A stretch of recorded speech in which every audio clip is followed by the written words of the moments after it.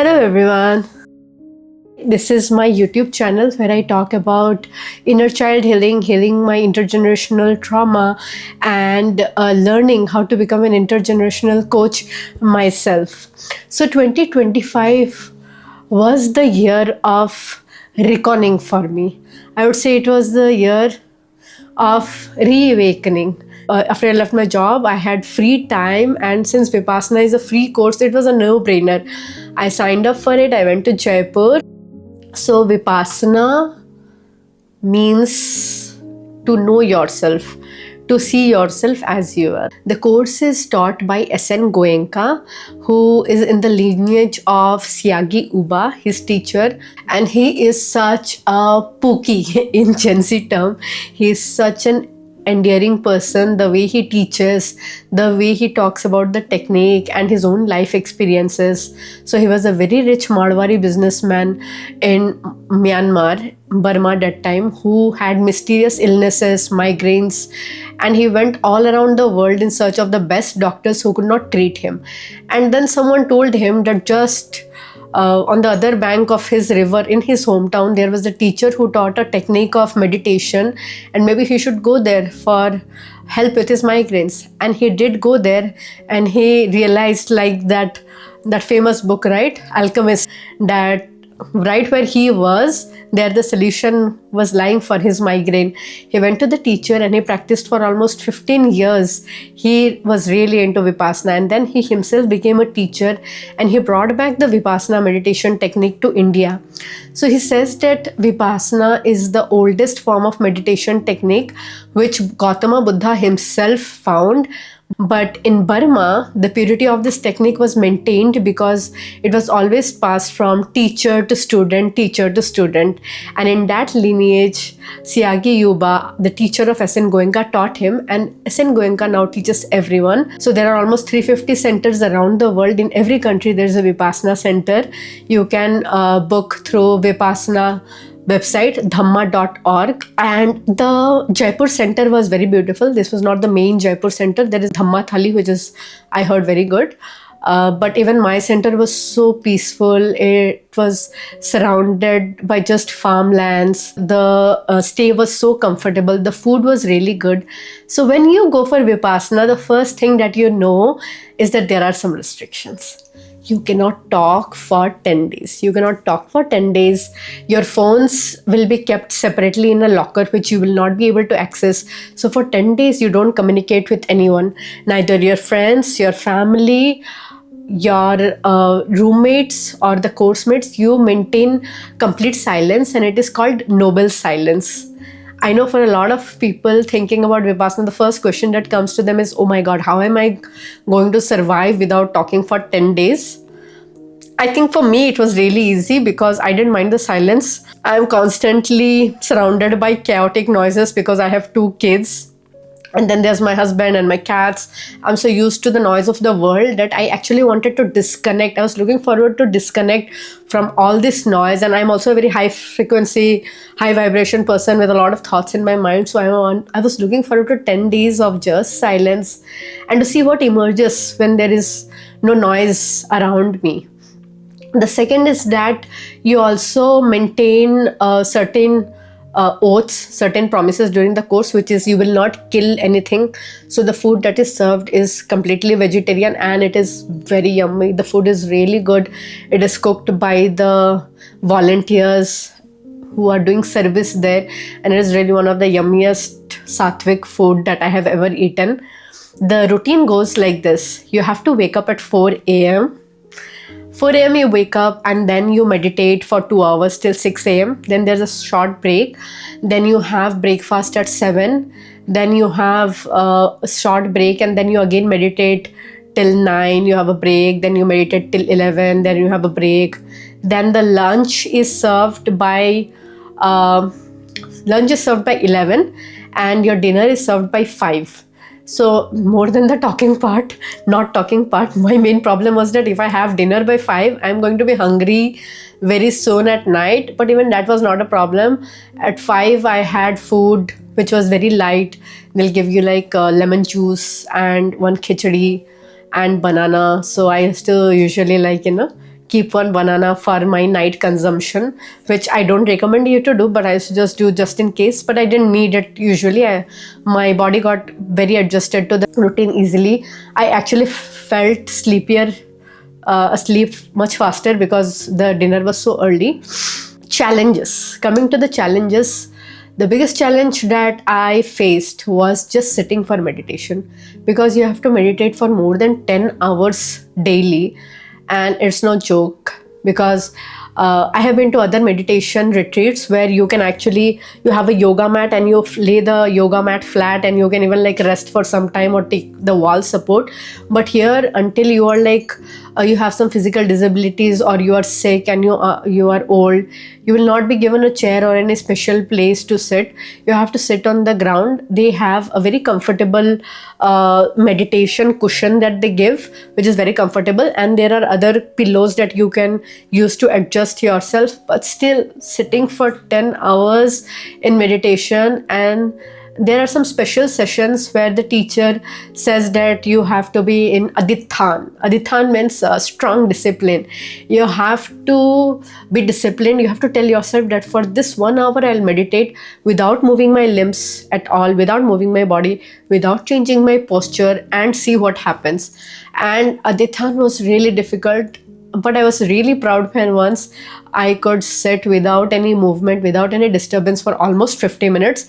But in the last 10 minutes, my legs started giving so much pain. They were shaking like this. And I was like, oh no, I cannot risk it anymore. And I had to move my limbs. But I have seen old practitioners, second time students who can do the adithan very easily. About the process, about what happens in the journey. This is very interesting.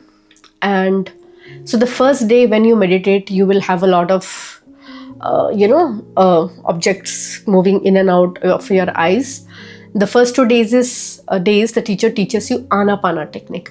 Anapana means ana, the breath goes in, and pana, the breath goes out.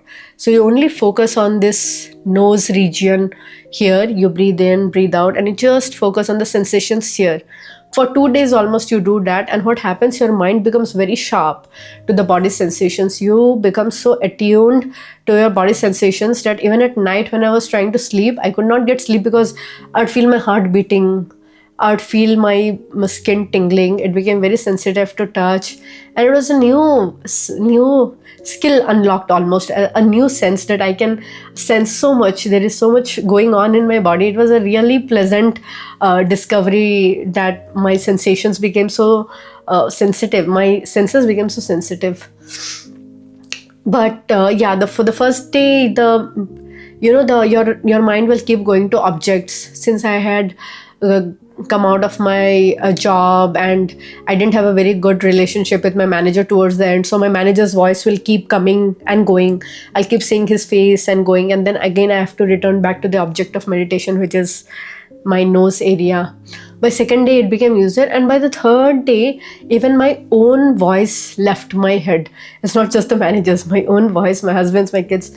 I could not remember anyone's voice. It became so silent, so still. And then by third or fourth day he teaches the Vipassana technique, which is going through your entire body, part by part, body part by body part, and feeling the sensations in your body.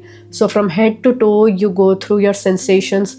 From your toe to your body you go through the sensations over and over again, and you feel this tingling all over your body, which is so pleasant and sometimes unpleasant. And what I said was wrong, because the main teaching that Goenka says is that you should not get attached to the pleasant sensations, nor should you get displeasure from the unpleasant sensations. That is, you should be very detached. You should neither crave for any particular sensation, neither should you have aversion to any kind of sensation. Whether you have good sensation like the tingling, like the continuous electricity flowing through your body that I say, you have to be detached to it.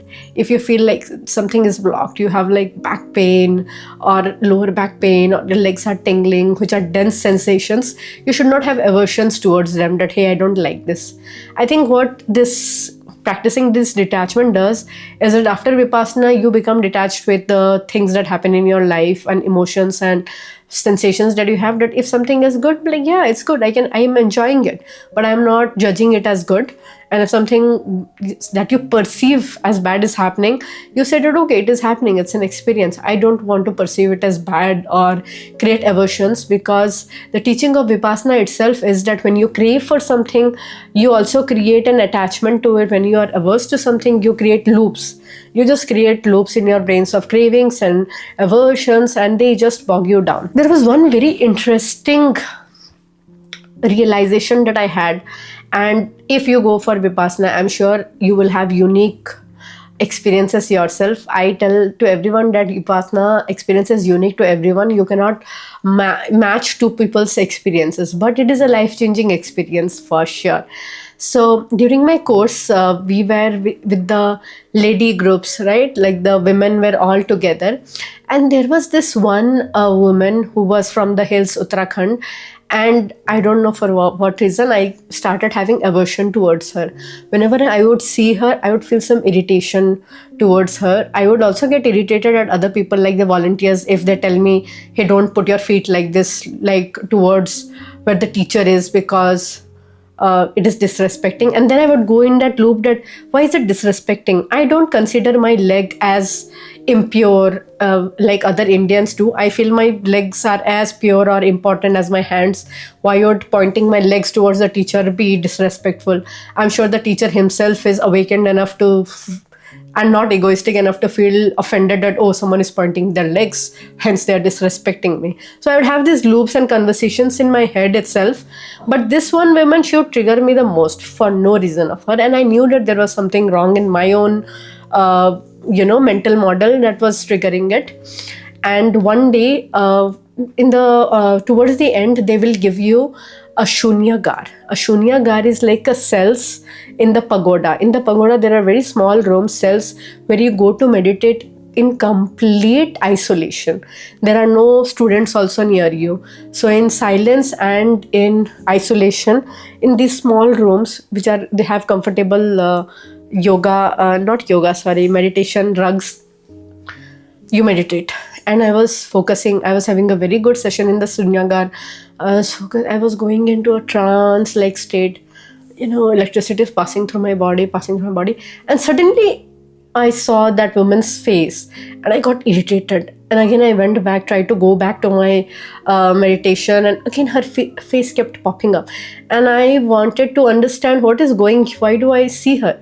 And then suddenly, as I was meditating, I felt a sensation near my heart, which was like a chong, as if something just pricked me when I thought of her. And in an instant, I made a connection that when I was a child, I felt that same sensation, and I went back to that childhood memory, which was that something had happened in school. I had done something others perceived as naughty. The teachers had called my parents, and then they had given a beating about me to them that your daughter is like this, like that. And then my parents stopped talking to me for some time. And as a child, as a 6-year or 7-year-old, I was so bogged down by what happened. So I remember once I was sitting in the potty and I was not even coming out of the toilet because I was just sitting in the potty feeling ashamed and thinking, oh, my life is over. Oh, I am now badnaam, I have ill fame, people have defamed me, my teachers don't like me, my parents think I'm so bad.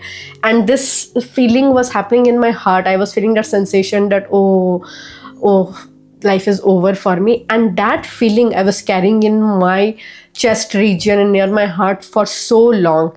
It took me 34 years to unpack that sensation that I had felt as a 6-year-old. And that sensation was coming in my body. Hence, it was getting triggered by this woman that I was seeing during my Vipassana course.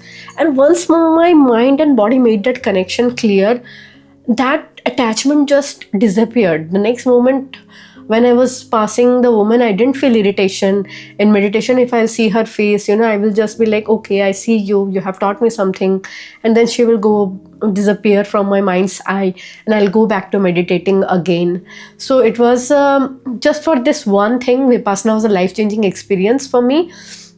And when I came back from Vipassana, what changes happened in my life? Because everyone should know what happens after Vipassana, right? During Vipassana, it's one experience. After Vipassana, immediately what I felt was that I was more aware of my body sensations. When I will get triggered, if my child does something, he's shouting, if my children are fighting amongst themselves, if my husband says something that I don't agree with and I'm feeling triggered, instead of reacting, before reacting, I'll have sensation in my chest. I can feel there is a tightness in my body is reacting. I can feel those body sensations first before getting overwhelmed by how I should react to the situation. And I feel that one thing itself was one of the biggest changes in me after I came back, and it helped me a lot. But also the teacher says that you should meditate at least 2 hours daily, which I'm not able to find time. I've not been able to regularly meditate even an hour. I did Vipassana 6 months back, so I think like some of these changes are actually being undone. I think I should get back to doing Vipassana regularly so that I can be more in tune with my body sensations, be detached with the sensations, and live a good life. I hope this Vipassana experience that I shared with you was really useful for you. It is absolutely free, but at the end, they do say that if you want to donate, you can donate, because you have received this offering, this 7 days of good stay, good teaching, and it was such a warm experience with the volunteers serving you. So you also want to extend this experience to others. So if you can, it is best that you donate also. I donated as much as I felt I can give to others. And that also made me feel that I'm not just taking, right? I'm not just taking from them, I'm also giving. The world does not work on just one-sided giving. There has to be a balance. So this was my Vipassana experience. I hope it gave you a glimpse of what Vipassana can be. If you're facing any issues, or if you want to experience something different and see what it would be like if you gave 10 days to just yourself, without talking, without communicating, without distracting, and just meditate, what will your mind show you? What insights will you get? What clarity will you receive about yourself and your life? If you are keen to explore that, then you can sign up for Vipassana. Thank you for watching this video for so long. Please subscribe, like, and share with your friends. And I hope in 2026 I keep getting the courage to keep making videos and share my life with you. Thank you. Wishing the best for you. Wishing the best 2026 for you. Amen.